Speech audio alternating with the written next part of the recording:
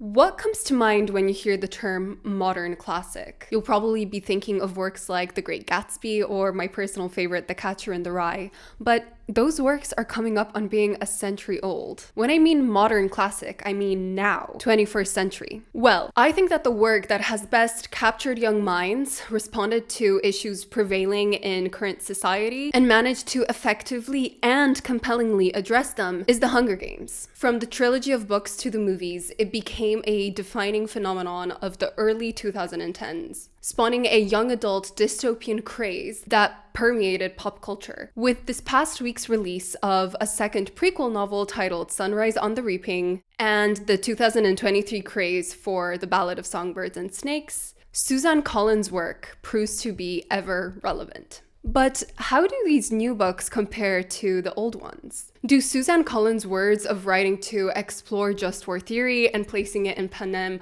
only when it fits best still hold true? Or has she given into the sensationalism of violence that she so critiqued in the original trilogy? Well, hi, my name is Vera, and today I'll be reviewing and ranking the Hunger Games books and movies to see how they compare, how they've evolved, and to see if they still capture the same essence that made them modern classics in the first place. The first book is the titular The Hunger Games.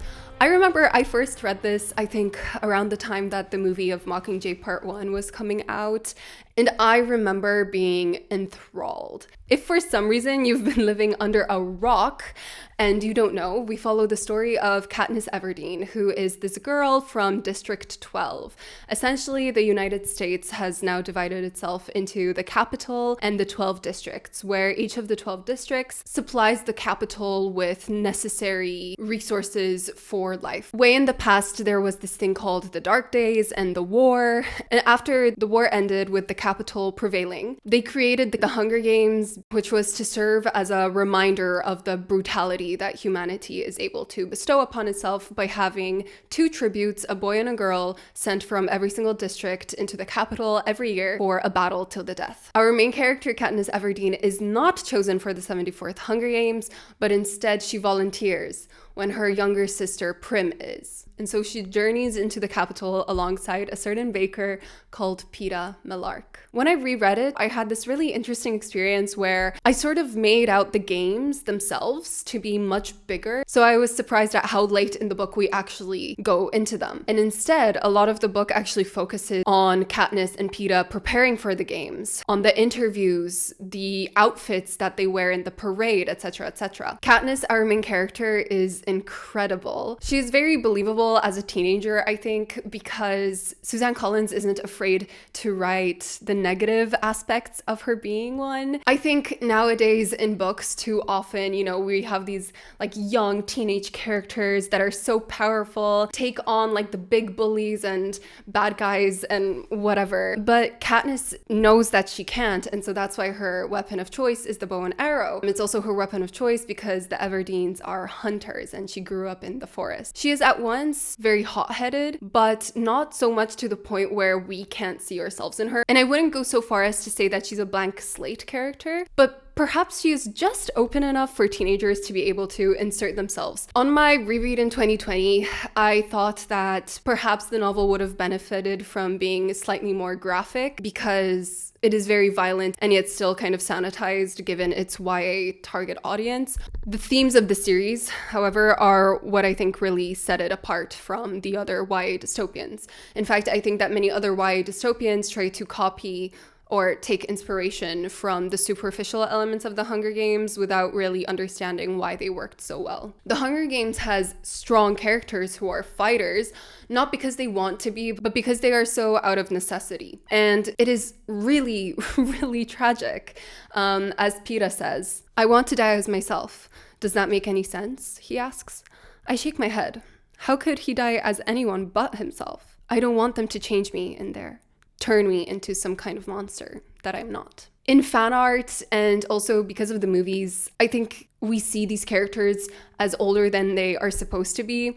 When I imagine myself at 16 and I look at Jennifer Lawrence, who did an amazing job at playing Katniss, I just didn't look like her. I'm sorry, I didn't. And having this image of this young boy, this teenager, saying that while he is being sent to fight other children to their death is so tragic and very, very memorable. But it also gets at something else, which I think is even better exemplified by this quote. Everything is about them, the people in the capital, not the dying boys and girls in the arena. This quote really stuck with me because it immediately brought to mind the parallel to the world that we live in today. We in the westernized world are the capital. We are. And all of the issues that are around the world, we make about ourselves. What do I mean by this? In the capital, there's such a huge focus on the entertainment factor of the games, even though, you know, I feel like there it is much more obvious than it is in our real world, but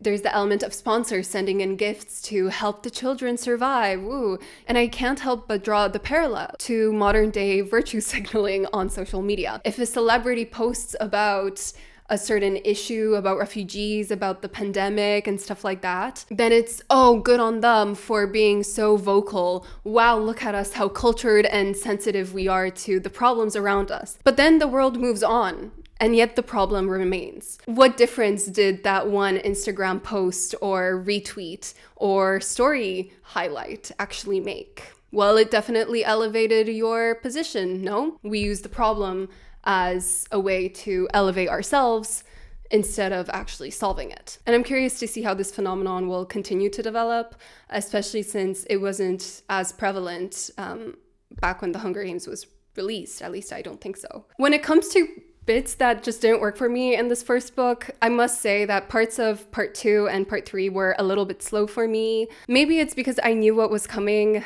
when I was doing my reread, but I did find myself bored a couple of times. And again, maybe that's the point because she's trying to desensationalize the games, but it is just my subjective feeling. But overall, I do think that this is a modern classic, though I'm trying to be really harsh in how I rank things, so for now I'm going to put it into B tier. And when it comes to the Hunger Games movie, I'm going to put it right alongside the novel. I think that overall the first 2 books and first 2 movies are quite similar when it comes to how good they are to the source material. Of course, there are some changes. The first movie is notorious also for its shaky camera and casting the wrong cat.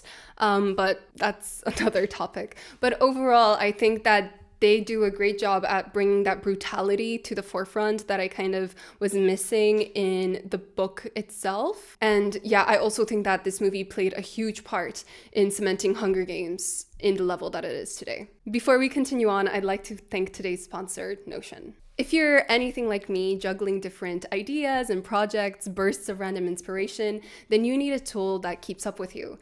And for me, that is Notion. I use it for everything: planning videos, writing scripts, scheduling upload dates. Honestly, I've been using Notion for years now, and I don't think that it's an exaggeration to say that this channel wouldn't exist without it.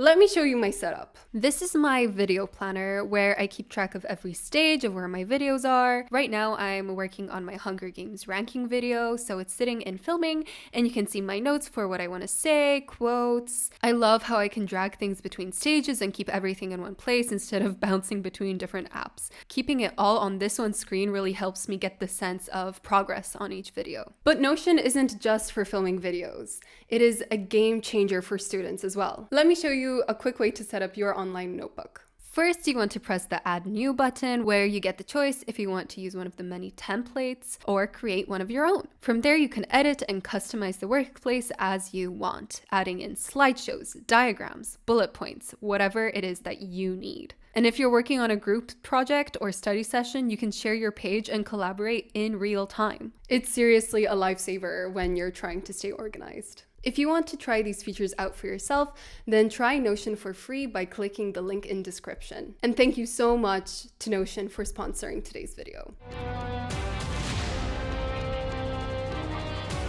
Book 2 is Catching Fire, the fan favorite of the series, and I concur. This is going to be my A tier book. It does everything that the first book does, but so much better. I feel like the way it's structured is also much better, with part 1 being the victory tour of Katniss and Peeta, the second being the preparation for the quell, and then the third one being the quell. Once again, I was shocked at how late the book we actually get to the games, but man, it's like every single part of this is perfect.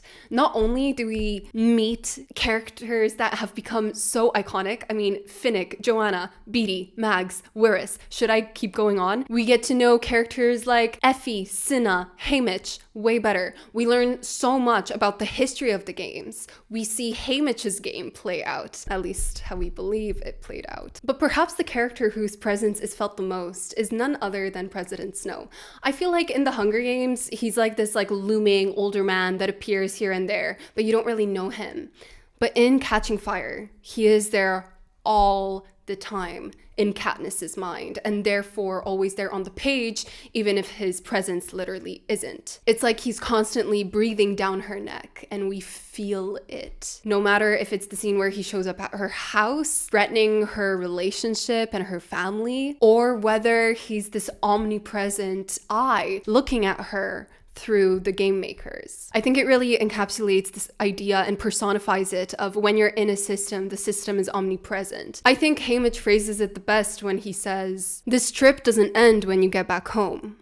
You never get off this train." But let's circle back to the love that Snow threatens. Well, a substantial part of Catching Fire is the love triangle between Katniss, Peeta, and Gale. I think this is one of the examples of something that later YA books decided to emulate, but never really did it well, and didn't really understand why it was working so well for the Hunger Games. It wasn't just that Katniss is there like, "Oh man, I don't know who to choose, the blonde hunk or the dark-haired one." It wasn't about that, because both Gale and Peeta represented something different to her. And this thing that they represent keeps changing all the way to the prologue of Mockingjay. Gale is her home. It's her life before District 12. It's the boy that she would run off into the forest with and hunt with. It's who she was before the Capitol got its hands on her. He's also much more passionate. He's the fire, you know? He burns with hatred, a hatred that perhaps she needs to spark her into action. Also, with the Capitol now saying that, oh yeah, Gale is her cousin, wouldn't the biggest part of resistance to be like, no, that's a narrative that you're constructing. I'm in love with him, and therefore that's a huge act of resistance because it fundamentally undermines the plot of the star-crossed lovers from District 12 that allowed her to win in the 74th Hunger Games. But that's not exactly true, is it? Because Katniss isn't in love with Gale. She is in love with Peeta. Or is she? She questions that so much. Am I in love with Peeta, or am I just believing the propaganda that I helped manufacture for the Capitol, and now it's subliminally influencing me? And so to be with Peeta, and to truly be with Peeta, would that mean submitting to the Capitol and diffusing the rebellion? What if she's just so used to this lover's act that she accidentally brainwashed herself to help the Capitol? That would be awful. So in some way, at this point, being with Peeta for her feels like giving up, and more importantly, giving in. But this idea of love triangles in dystopian novels wasn't started with the Hunger Games. No.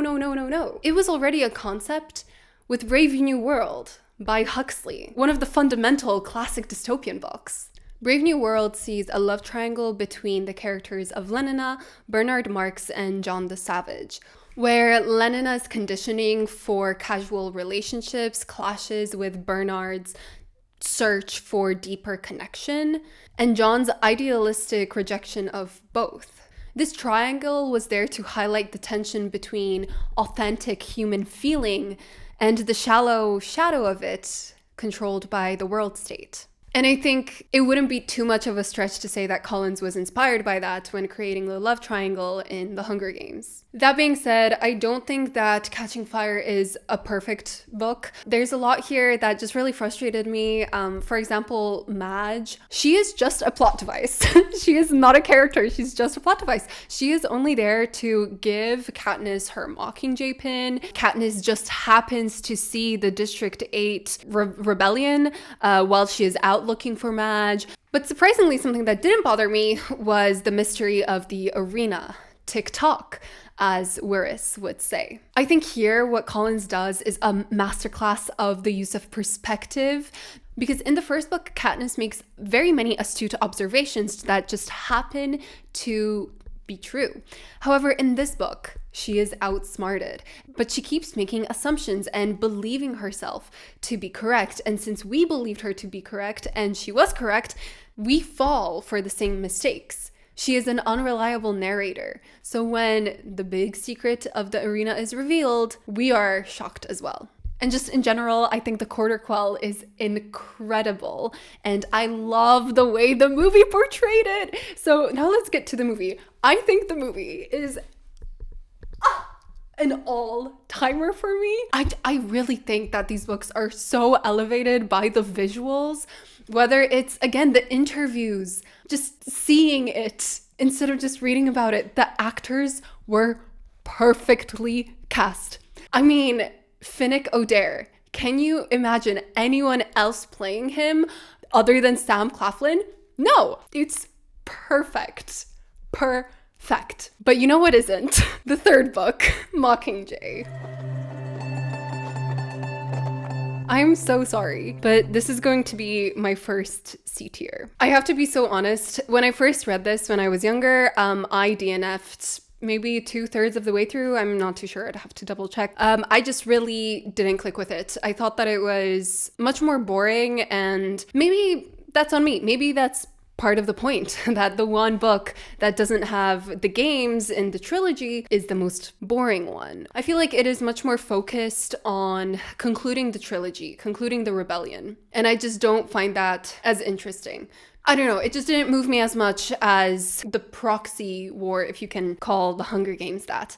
I don't know, I just feel like what is depicted in book 1 and 2 is much more directly applicable and nuanced in today's world than what is in book 3. However, that's not to say that book 3 doesn't have any incredible moments. I really, on this reread, have come to appreciate it. It's not a favorite, but I will defend it to my death because I still love the big picture that the trilogy paints with Mockingjay as the ending. First of all, you have District 13 and President Coin. President Coin, who, you know, is the other side of the coin of President Snow, as evidenced by her wanting to keep the Hunger Games, but this time for capital children at the end of the book. It harks back to that idea that is explored in one of my favorite books of all time, The Wisdom of Crowds by Joe Abercrombie, that oftentimes in revolutions, when you replace the ruling evil class, well, you just become like them. I mean, look at George Orwell and Animal Farm. I feel like there's attempts at the start of this book to do something interesting with propaganda. In Brave New World, going back to that, there's a lot of play on words, play on rhymes that then get stuck in the citizens of the world state, their heads, and it's just rhymes that they keep repeating, so they further the propaganda. Here, Suzanne Collins writes about all these propos that Katniss and team are creating in District 13 to infiltrate the media of the capital. And there are catchphrases such as the iconic "fire is catching, and if we burn, you burn with us." And I mean, that is one of my favorite scenes in the entire book. However, I don't know, it just felt very overt and very like we were just trying to get to the end. I know Suzanne Collins can do better because she does in another book that she released, but I'll get to that later. Other than that, obviously there are emotional centers. There's the entire invasion of the capital segment. If Peeta would ever ask me, the ending of the Hunger Games is tragic, real or not real, I would say real. I also think it's a good ending, but perhaps the journey in the book wasn't as interesting as it was in the other ones. And a lot of this boredom or like lacklusterness that I felt perhaps is best exemplified by the movie adaptation of this,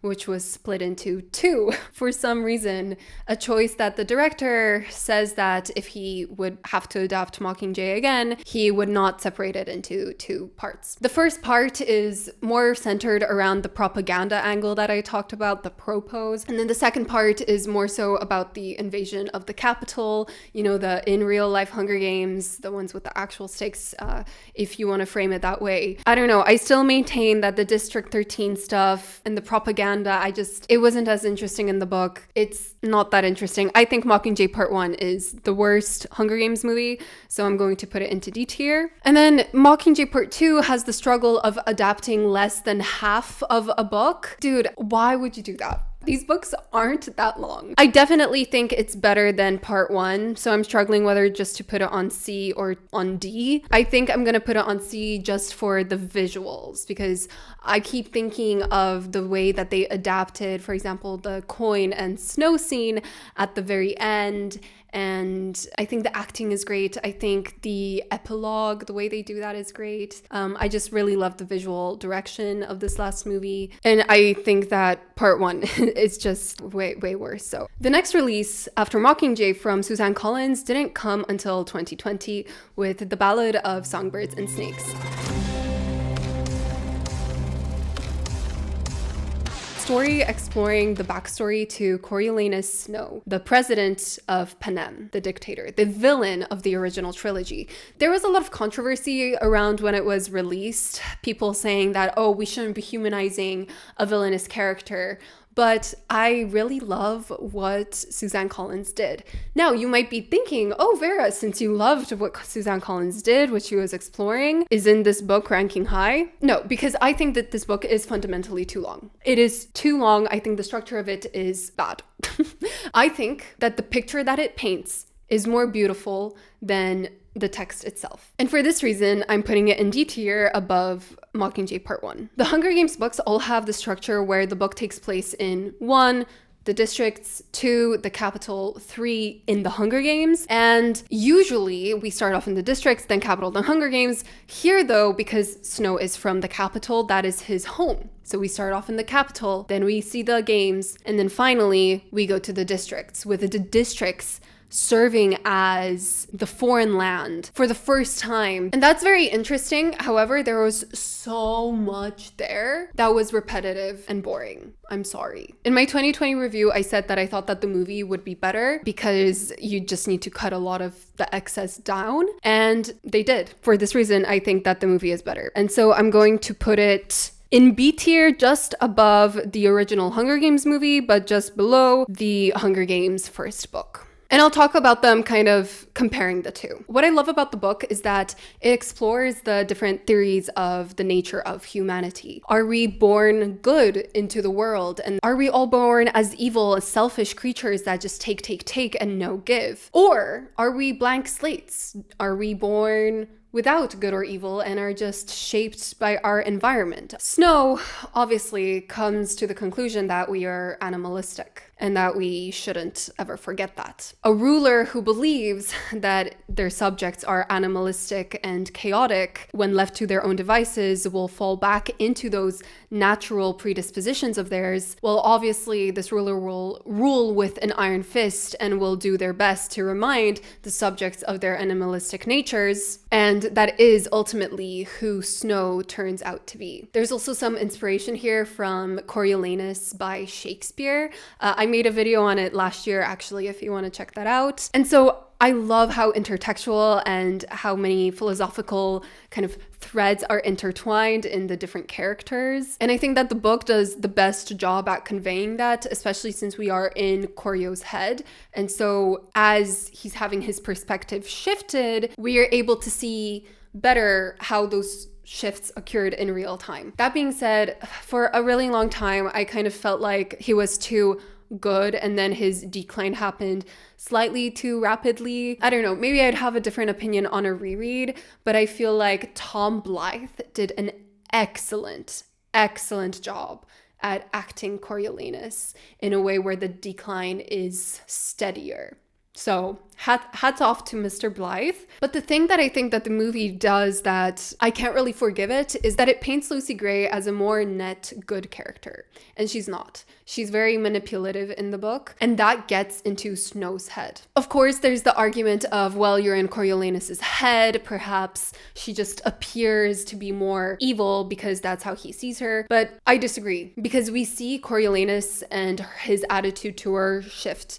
The other thing that I really don't like is that it's very much implied that Lucy Gray betrays or like goes against Snow in the movie, whereas in the book it is left very ambiguous, and that ambiguity is highlighted by the song of Lucy Gray disappearing as if she vanished into thin air. And I think that living in the ambiguity, not knowing whether Lucy Gray turned on him or didn't, makes her so much more interesting. Why are we scared to live with that ambiguity? But it's okay, because the way that the scene was filmed was exactly how I imagined it once again. But the boy who steals the show, I fear, is Sejanus Plinth, who we have moved on from too fast because he just wanted to do good, man. And he had the misfortune of befriending Mr. Snow, who always lands on top. And what's more, I just really loved learning about how the capital turned into the capital that we know today. And the film brought it to life in a way that was just beautiful. So beautiful. I think the cinematography was incredible. So huge points for that to the film. But I have to say, with the release of Ballad, I became a little bit worried about Suzanne Collins's writing. As someone who has also read her Underland Chronicles, Gregor the Overlander, and loved them, someone who loved the Hunger Games trilogy, I was scared that even though she's exploring ideas that perhaps I'm finding more fascinating than ever before, I mean, she's stretching my horizon so much. I'm going out to read the original Shakespeare play that she's taking inspiration from, but perhaps her story itself, the way she writes, maybe she's being yes man too much. I just don't find the text itself to be as interesting as the conversation it spawns. But I maintained, no, she's not selling out. I mean, people have been asking for a Haymitch backstory for years now, and she says that she'll only write something when she has something to say. If she was just selling out, we'd already have the Haymitch book and the Finnick book and the Joanna book, but we don't. That is until Sunrise on the Reaping was announced, and we learned that it would follow the second quarter quell, Haymitch's Games, and I became really worried. I was so wrong.